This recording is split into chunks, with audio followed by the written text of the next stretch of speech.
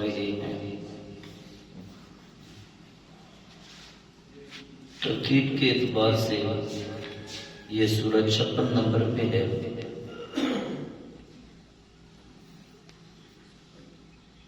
سورہ واقعہ جس کے اندر قیامت کا ذکر ہے۔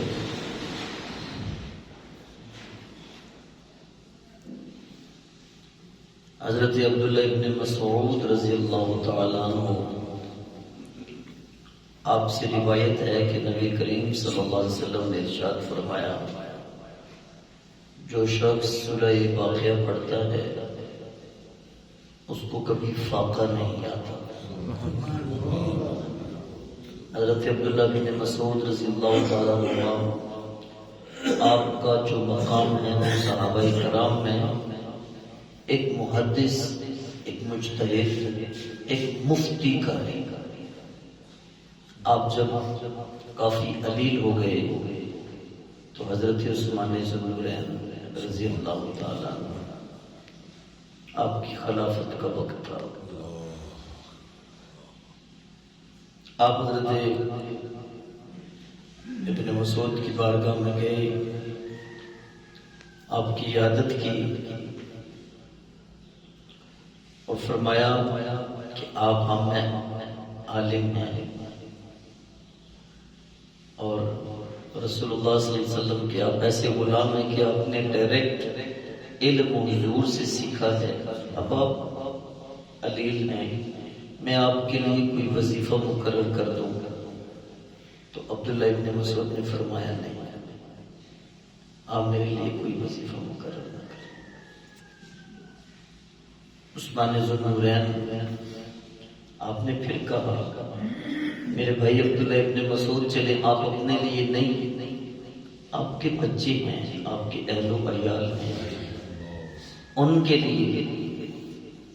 تو حضرت عبداللہ ابن مسعود جو اپنی زندگی کے آخری لمحات گزار رہے ہیں اور زندگی عجیب و غریب صورتحال میں ہے، لوگ عیادت کے لیے آ رہے ہیں، لیٹے ہوئے ہیں، انہوں نے کہا کہ اپنے بچوں کے لیے ہی کوئی وظیفہ مجھے مقرر کر دینا ہے۔ بیماری کی اس کیفیت میں آپ اٹھ کے بیٹھ گئے اور اٹھ کے بیٹھ کے کہا، عثمان ذو النورین سن لیجئے، میں نے اپنے بچوں کو قرآن کی وہ سورت سکھا دی ہے، وہ کبھی سونے سے پہلے اس کو قضا نہیں کرتے، وہ سورہ جس کے متعلق حضور نے فرمایا تھا کہ جو پڑھ لیتا ہے وہ کبھی فاقے میں نہیں جاتا، یعنی سورہ واقعہ۔ اور پھر آپ لیٹ گئے۔ سورہ واقعہ کی یہ شان ہے، اس لیے صوفیاء کرام کا، اولیاء کرام کا یہ معمول ہے کہ وہ نماز مغرب کی ادائیگی کے بعد سورہ واقعہ کی تلاوت کرتے ہیں، عشاء کے بعد سورہ ملک کی تلاوت کرتے ہیں، فجر کے بعد سورہ یاسین شریف کی تلاوت کرتے ہیں، ظہر کے بعد سورہ فتح کے آخری رکوع کی تلاوت کرتے ہیں، اور عصر کے بعد سورہ نبا کی تلاوت کرتے ہیں۔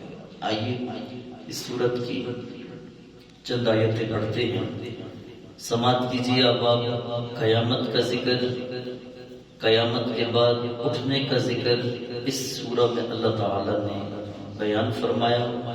یہ ایک مسلمان عقیدہ ہے، والبعث بعد الموت، کہ مرنے کے بعد ہم نے پھر زندہ ہونا ہے اور اللہ کی بارگاہ میں حاضر ہونا ہے۔ کبھی کبھی انسان سستی کی وجہ سے اپنے ان عقائد کو یاد تو ہوتے ہیں لیکن اس نظریے پہ وہ کاربند نہیں ہوتا۔ الحمدللہ مسلم کا تو یہ عقیدہ ہے، لیکن کفار مکہ کہتے تھے ہم مرنے کے بعد پھر کیسے زندہ ہوں گے، قیامت کوئی نہیں آنی، یہ اہم باتیں کر رہے ہیں، آنی ہوتی تو اتنے 100 سال گزر گئے، یہاں نہ جاتی، جھٹلاتے تھے۔ اللہ تعالیٰ نے فرمایا، محبوب اذا وقعت الواقعہ، جب قیامت واقع ہو جائے گی، لیس لوقعتها کاذبہ، اس کے وقوع میں پھر کوئی جھٹلانے والا نہیں ہوگا۔ آج تو جھٹلاتے ہیں نا، جب قیامت واقع ہونی ہے پھر کوئی جھٹلانے والا نہیں ہوگا. خافضۃ الرافعہ، وہ قیامت پست کرنے والی بھی ہے، بلند کرنے والی بھی ہے. وہ اللہ کے نافرمانوں کو پست کر دے گی اور فرما برداروں کو بلند کر دے گی. اذا رجت الارض رجا، جب زمین کو پکڑ کے سخت ہلایا جائے گا. وبست الجبال بسا، اور پہاڑ ریزہ ریزہ ہو جائیں گے.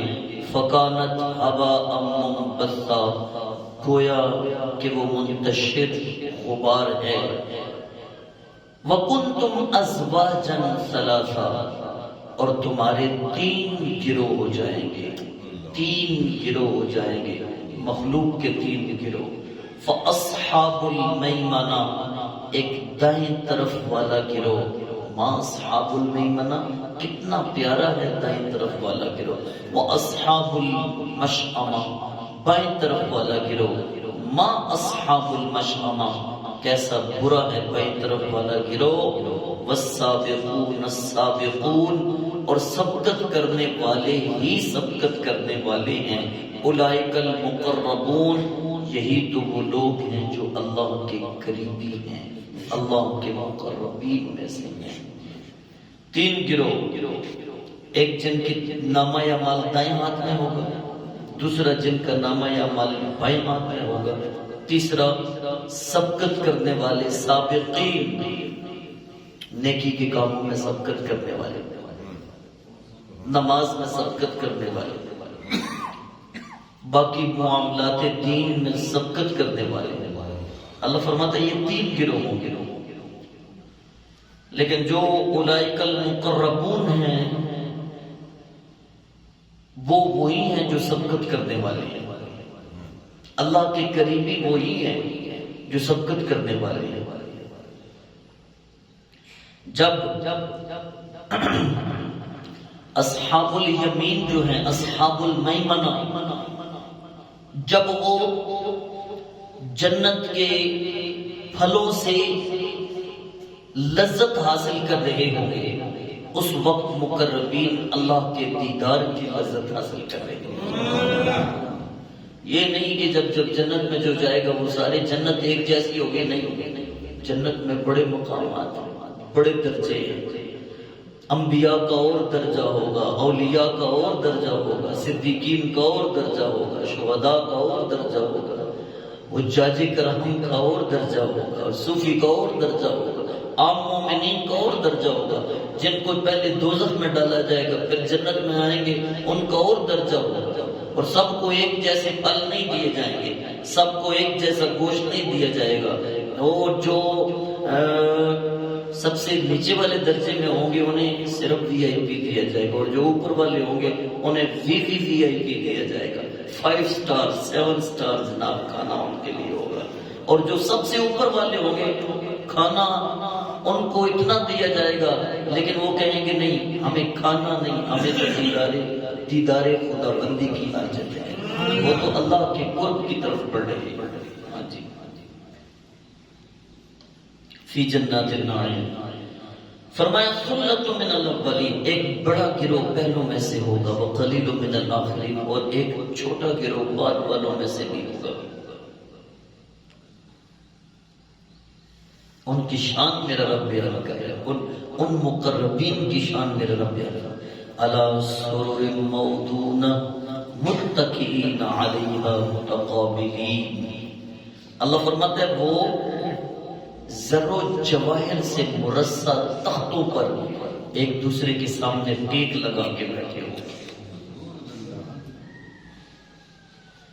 آپ نے کسی ہوٹل میں جا کے دیکھا ہوگا میز اور کرسیاں لگی ہوئی ہوتی ہیں، اور پھر ایک طرف تختے بنے ہوتے ہیں جہاں پہ تکیے ہیں اور جناب بندے بیٹھے ہوئے ہیں.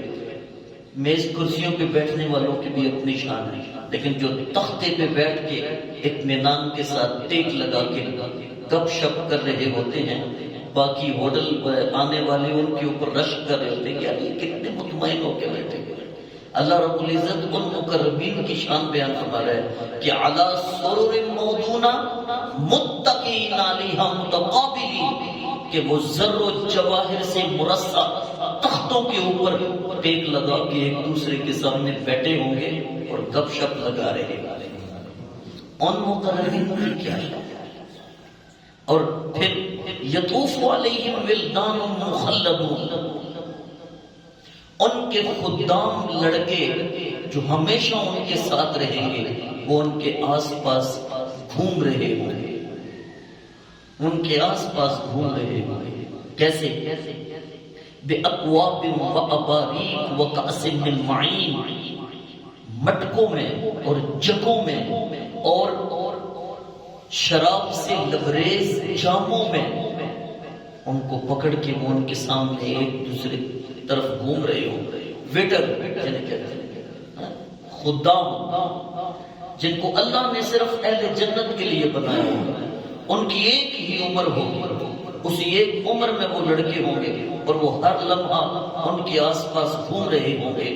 اور وہ کیسی شراب ہوگی جو مٹکوں میں، جگوں میں اور جو ہے وہ جاموں میں، کاس کہتے ہیں نا، کاسائے دل، کاس من معین، شراب سے لبریز جاموں میں.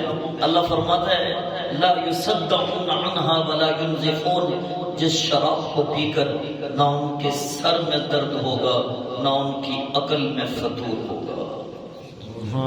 یہ دنیا کی شراب سر میں درد کرتی ہے، عقل میں فتور لاتی ہے، اس سے پیشاب زیادہ آتا ہے، اس سے قے آنے کی جو ہے وہ طبیعت بگڑتی ہے. اللہ فرماتا ہے وہ شراب وہ نہیں ہوگی، اسے شرابن طہورا کہتے ہیں. وہ ایسی شراب ہوگی جس کو پی کر لا یصدعون عنہا، نہ سر میں درد ہوگا ولا هم ينزفون، اور نہ ہی عقل میں فتور ہوگا. اللہ اکبر کبیرہ. وفاکہۃ مما یتحیرون، اور خوبصورت ان کے لیے پھل ہوں گے. ولحم طیر مما یشتہون، اور پرندوں کا وہ گوشت ہوگا جس کو وہ پسند فرمائے گا. پرندوں کا گوشت ہوگا. آج کل ہوٹلوں میں بکتے نا پرندوں کا گوشت، بٹیروں کا گوشت بک رہا ہے، پتہ نہیں کس کس چیز کرو.